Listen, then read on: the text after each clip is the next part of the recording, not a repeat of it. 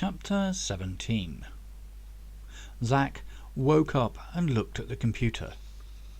8:38 a.m. He kicked off the blanket and raided the vending machine for some breakfast. "Hey, Professor, I need to speak to Mum. Do you have an address for her at this time?" asked Zack. "Good morning, Zack. Records show she lives at 42 Gibcliff Crescent, New Haven," replied the holoprof. Zack walked to the main door of the lab, through a decontamination airlock, and away from the glass doors. The crypt looked strange, not quite what he had expected, and as he walked away from the glassy white box of the laboratory, his heels clicked on the stone steps as he slowly walked up towards the cloisters. Looking around, he remembered this was where his family used to go for Sunday Mass. It was so different now, and it seemed smaller and darker. The doors were the same, though, big oak arches of wood that creaked when he opened them. It was still dark outside, and he looked at his watch. It hadn't been long since he'd travelled in time, but it didn't seem like anything had happened. Even watching the video, he still couldn't believe his eyes. The woman, the bomb, the water, his mum. He turned left, walked through the streets, then a right turn, passing the cinema and onto the fence, eventually reaching his mum's house.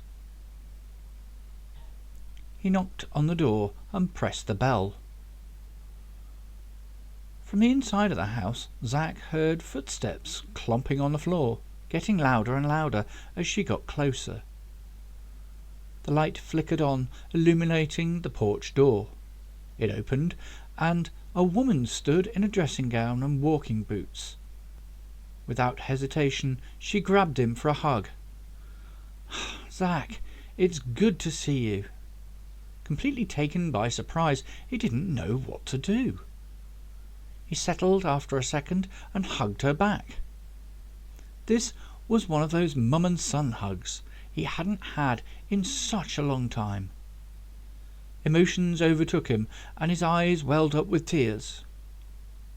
"Hi, Mum," he whispered. "Well, don't just stand there. Come inside for a cuppa." He looked around the place. The fittings and decorations were meagre and drab, with none of the mod cons that Zack's apartment had. But it had electricity and actual windows, and anything was better than his mum being in a coma prison for a crime she didn't commit. He noticed the old sofa they used to have when he was growing up. A little more worn now, but still looked good. Even the old rocking chair he used to sit on when he was a child was there, and it rocked gently as he sat on it. While he waited, he took in the atmosphere, remembering some things in his life associated with some items in the living room. Rebecca came out with a teapot and poured steaming tea into 2 cups, plopping 2 sugars into one and a dot of milk in the other for Zack. "What brings you here, sweetheart?" she asked. "I just missed you and thought you might like the company," replied Zack, trying desperately to sound like it was a regular thing, and nothing compared to the fact he was just glad to see his mum for the first time in over 30 years. "But you only saw me yesterday, and twice in a week is a pleasant surprise. I have some washing up that needs to be done. Could you come and help?" "Sure," Zack smiled, and grabbed a tea towel. She filled the washing up bowl with water and some wash bar washing up soap, grabbing the dishes and putting them into the water. "Mum, I don't understand. Why don't you get yourself a sono washer?" "I don't want one of those new-fangled things. They are too tricky to use," she replied. "But, Mum, it would save all of this," said Zack, putting away the plates. All of what? Me washing the dishes and drying them? Next you will say I don't need a washing machine and not be allowed to be breathing fresh air and go into the back garden for some exercise. You're right, "I don't need any of that," she said in a sarcastic tone. "Besides, I can't afford one." "I could get you one, Mum." "I know, sweetheart. You offer every time you come round. It's almost as if you don't want to get involved in doing something together." She looked at him with a caring smile, putting another plate onto the draining board. "I know you mean well, sweetheart, but honestly, I'm happy with the way things are." "Okay, Mum, but the offer's there if you ever change your mind." "If your father were here, it would be just as much washing up. His shirt's on the line. I would iron his trousers and his underpants." "Mum!" "Way too much information," said Zack, embarrassed. She stopped for a moment and teared up. He put the tea towel down on the sideboard, walking towards her, and put his arms around her, giving her a reassuring hug. "I still miss him, love." "I know, Mum, I know. I'm here," he said reassuringly. Whilst Zack's actions had released his mum from coma prison, his father was still gone.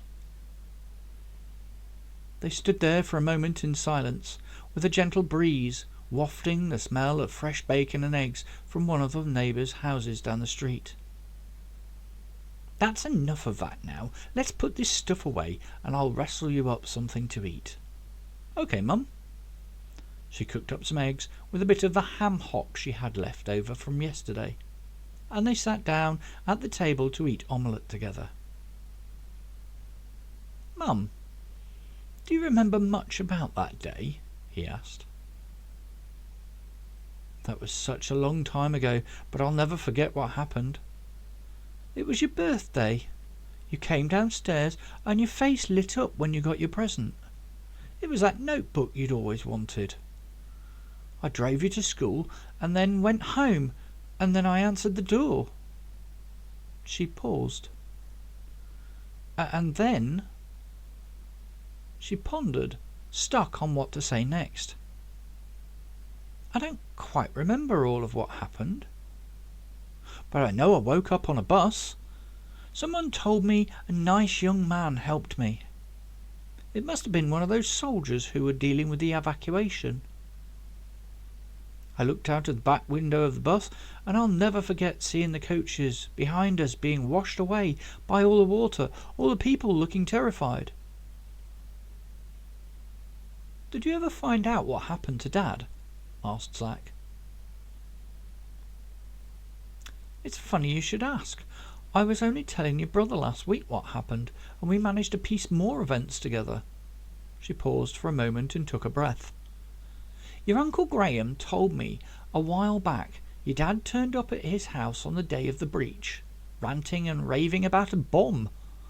We think he'd seen the bomber planting the device and tried to stop him." Zack held a smirk inside as he realised how skewed the facts were, and that his mum had got the idea that the bomber was a man. "Graham gave him the keys to his jeep. He headed towards town, and that was the last he ever saw of your dad. The rubbish part is, we never even found his body. But there were so many people taken that day and washed out to sea." She paused, gazing out of the window for a moment, then returned to the conversation. "The peas are cooked. Would you like some with your ham?" "Yes, please. Pile them on." There were so many questions to be answered. He had to know. They spent the day together, Zack helping his mother with the chores, and carried on chatting about how everything was going. Then ended up on the couch together, watching his mum's favourite TV show, The Amnesty. Zack fell asleep on the couch. Rebecca draped a blanket over him and then went to bed.